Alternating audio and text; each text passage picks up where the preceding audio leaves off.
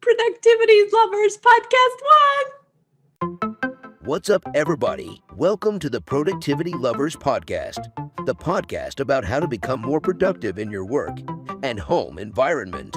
The Productivity Lovers Podcast is brought to you by Chris Scrott, a certified professional organizer, and Deb Lee, a digital productivity coach. Buckle up and enjoy the show.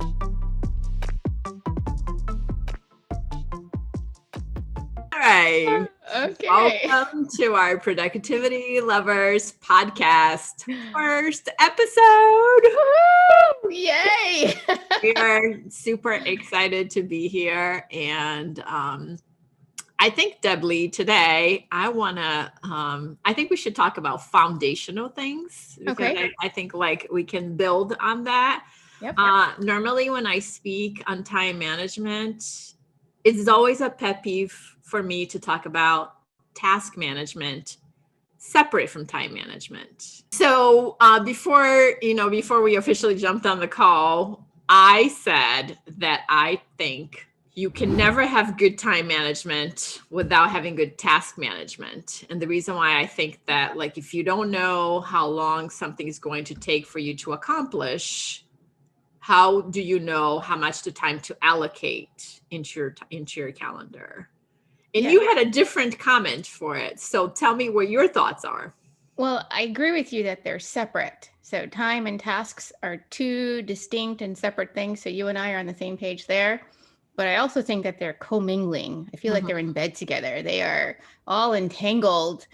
And if you don't know how to manage your time, there's just no way you're going to be able to manage your tasks.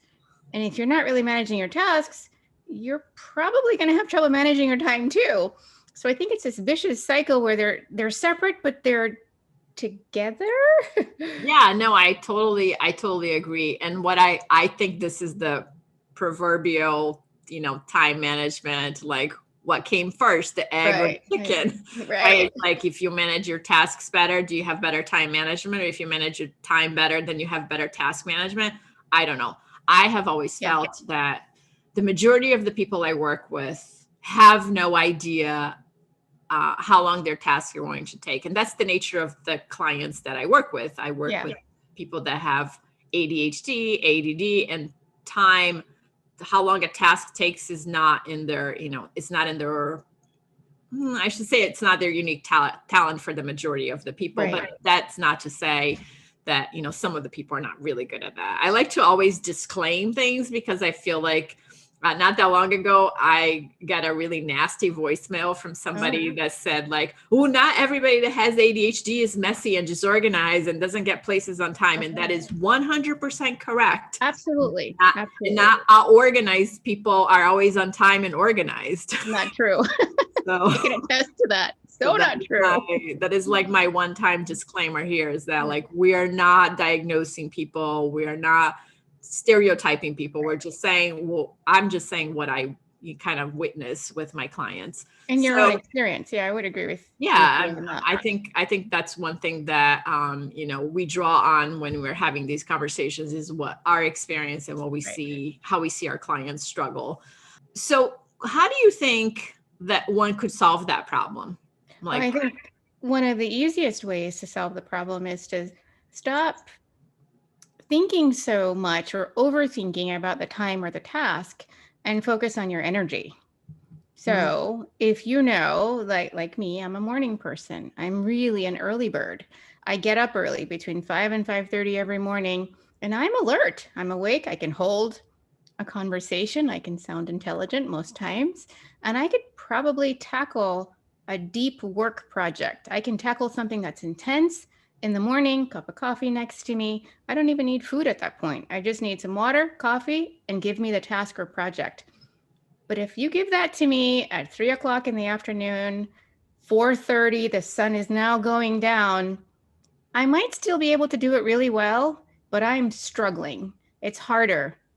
The thoughts are not coming the way they would normally at 5 or 6 in the morning. So look at your energy, and then to your point, be reasonable and realistic about the amount of time a task will take. So if you're not sure, test it. Say, okay, I need to write a blog post. Yeah. Yeah. No, I love that. And I think like maybe in a future podcast, we should talk about a couple of these books that were written about Yes. how productivity is connected to energy. I think two books that come to mind is The Power of When. Yep. And the other one is Daniel Pink When. And they both Yep. talk about chronotypes and how our body are naturally wired. And that doesn't mean it's permanent, right? I think like as we go through our life, like different people have different cycles at different stages. Like Right. naturally they say that kids, have a later circadian rhythm cycle. So they're always going to be more productive, like in the afternoons and at night. Not my kiddo, but yeah.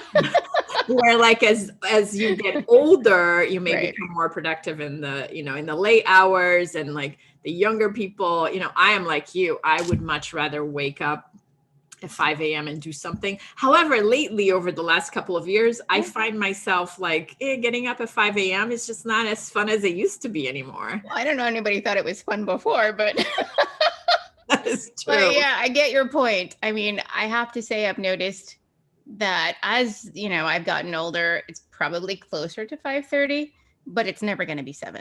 No. I mean, if it's 7, I'm really tired. Yeah. Okay. All right. So I'm naturally an early riser. Perhaps not as much when I was younger and in college, but definitely now, definitely an early bird. So I do think energy does come into play. I think being purposeful and intentional and reasonable, be reasonable with yourself when you are trying to apply time to a task. Mm-hmm. Whether it's writing, cleaning the house, client preparing, documents for a client, whatever those things might be. How long does it on average take you? You won't know that if you don't try it. Do it. Yeah. Try it a few times. So do some testing. None of this is cookie cutter, what we're talking about, because you're different. All of us are different. Yeah. So we just have to do a bit of testing to see kind of, usually right around 15 minutes, I start, squirming in my chair and I'm moving around. So 15 minutes is all I have for 2 paragraphs to write a blog post. Okay, then that's what you plan for. It's when we decide we're going to do the whole blog post or the whole garage, we're going to organize everything in 2 hours. That's unreasonable. And it's not good for your brain or your body. Yeah, to do any of that. It's very unreasonable. I love a worksheet that you gave Organizing Maniacs people a little while ago, which is a time inventory worksheet. Yeah, time tracking worksheet so that you can really pinpoint where all of those minutes go. So obviously data is really important in order to inform our decisions. Data within context. So data by itself is just data. But when you apply it in some way, I want to be more productive or more efficient with my time. Well, where does my time go? Is it on social media? I mean, I can get sucked into Facebook. I mean, Twitter is, I'm having a great relationship with Twitter these days. Mm-hmm. I could get really sucked in. So I have to know, does that happen and cut into my deep work time? Maybe I'm not even aware. Maybe it's, I'm working from home, pandemic, and I'm not in my office and the kids are home. And so is my partner, and the dog has to be walked, and I have to make breakfast and lunch and deal with all these things that I didn't deal with before. Or maybe it's just, nothing is just set up the way you would have it at the office because you don't have a dedicated space. So to really look at the reasons behind why your attention is leaving where it's supposed to be, and then craft a plan around bringing it back and using some of those distractions as your rewards.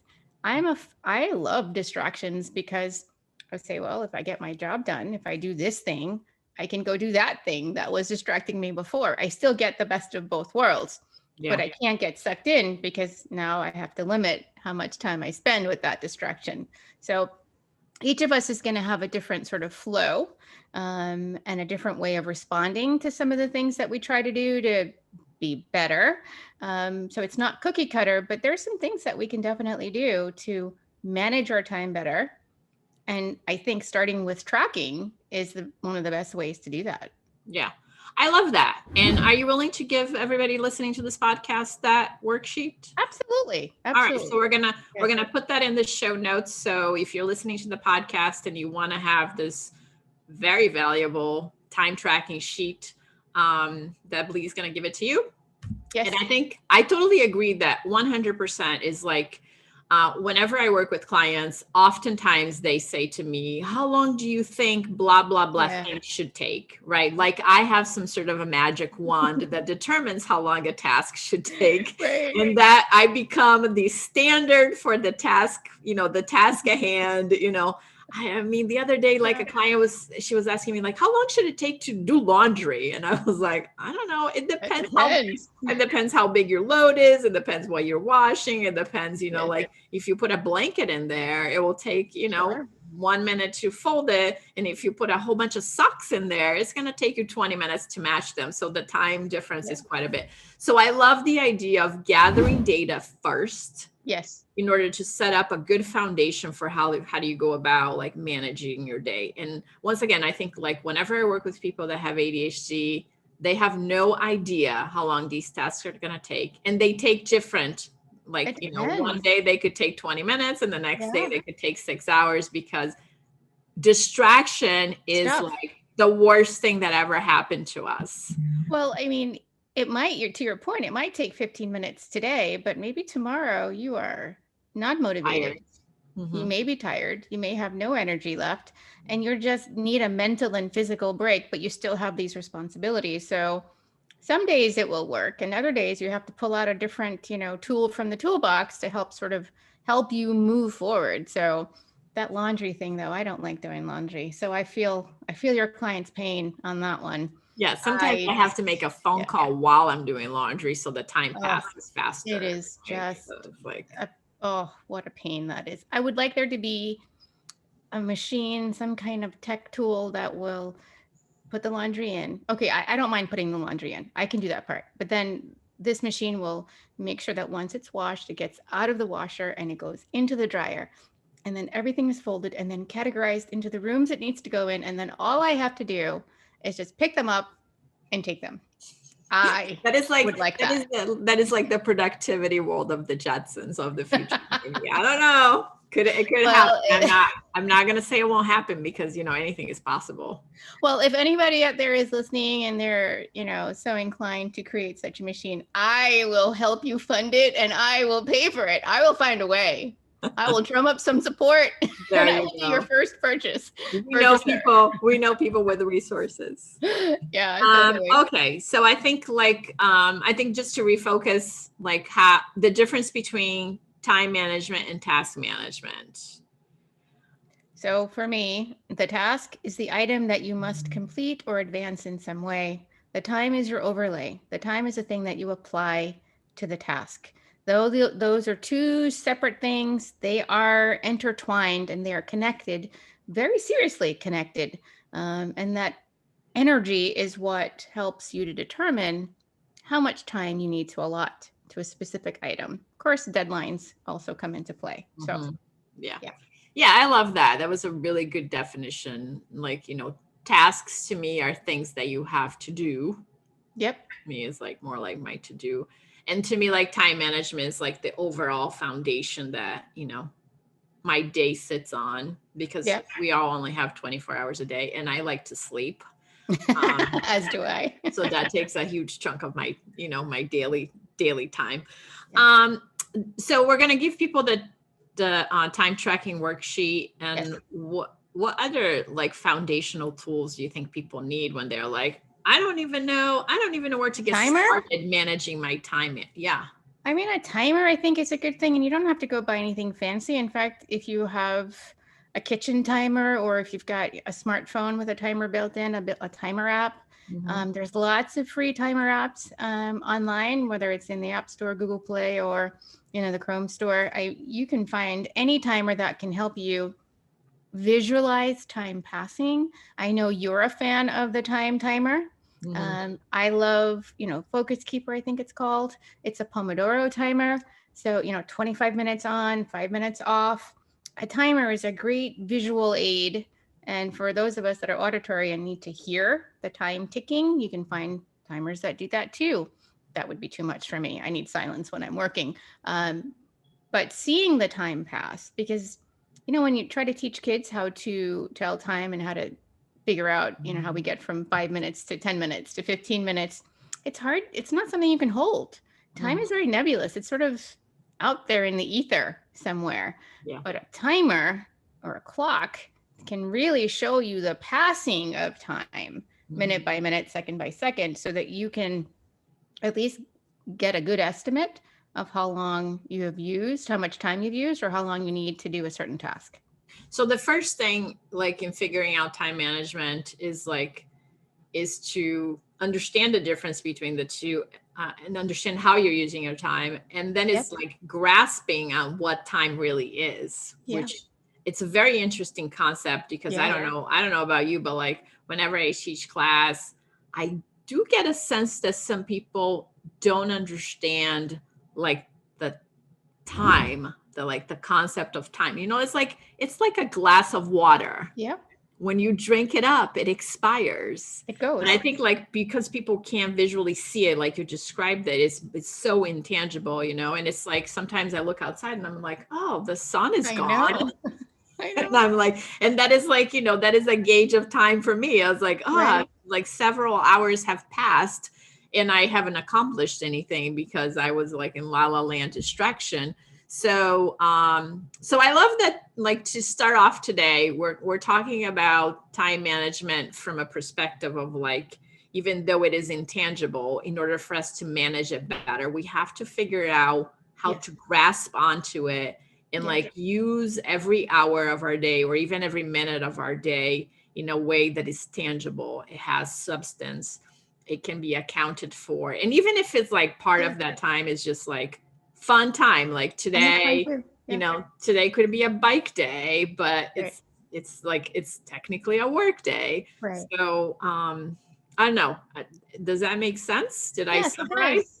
No, I think, well, I always think you make sense, but yes, I would agree with you on that, because it's so hard it's not a physical object you can pick up like your phone. You can see the time on your phone, right? Yeah. You can have an app that can sort of quantify that and help you to visualize it, but it's hard to figure that out. And it's hard. And if you do get easily distracted or get consumed with work, so that's one of the things I struggle with. I will sit down and I will keep working because it's coming, it's flowing, I'm in the zone, and this is amazing. But now 2 hours have gone by. I haven't gotten up once. I haven't had any water. I haven't gone to the bathroom. Nothing. And that, if I keep doing that, it's also not good for me. So there has to be a balance between the two. So we have to sort of build into the routine ways of checking and engaging. And so for me, it's, looking at a watch, I'm always looking at the clock on my laptop, but that's built into me and how I am. And maybe for someone else, it has to be a timer or some other visual aid that's sitting right on the desk with them next to the laptop. So it's easy for them. Yeah. So I think my takeaway from this conversation is like, how does one really develop time awareness? Practice? Yes. Practice by gathering data and figuring out how long stuff is going to take to get accomplished. So a baseline. So you can plan your day a little more accurately, right? Yes. Agreed.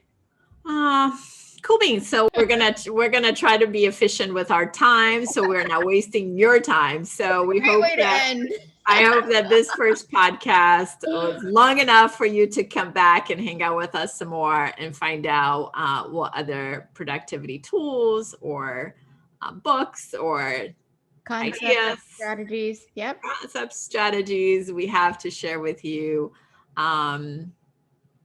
Unless you have some last words, we're going to say we're out of here. We are out of here. But be sure to follow us everywhere at Productivity Lovers on social. And of course, subscribe to this podcast. Sign up and make sure that you know when you get notified when we push out some new content. So thanks for joining us today. Yes. And if you enjoyed what we had to say, give us some feedback. Podcasts love feedback, and if you give us a feedback, then other people will find us. So have an awesome, productive day. Bye, you guys. Bye. Thanks for listening to this episode of the Productivity Lovers podcast. We hope you enjoyed it. Please be sure to subscribe so that you get notified when we upload a new productivity podcast. For more tips and notes from the show, check us out at productivitylovers.com. talk to you soon.